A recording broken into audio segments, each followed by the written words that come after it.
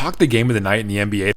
Cavaliers and Celtics was an absolute movie. It is a look into the future of what the Eastern Conference Finals is going to look like. A battle between these two players, each of which had an amazing game. What's crazy is the game started with Boston winning 25-3 in the first quarter, and then the Cavaliers came all the way back and won this thing.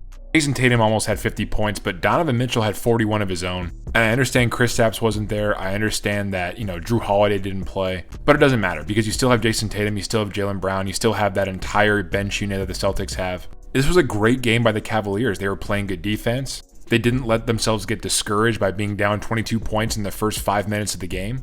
If this is the Eastern Conference Finals going into the end of the season, going into the playoffs, I cannot wait for this matchup. These are two elite teams on offense and defense.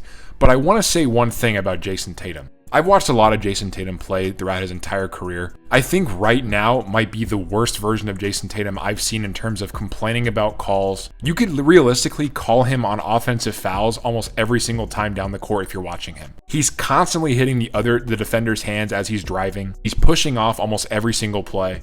And when he doesn't get a call, he complains. Even though there was a couple times he did a moving screen and he was grabbing Garland as he was moving down into the paint. It's clearly a foul, and he was complaining about that.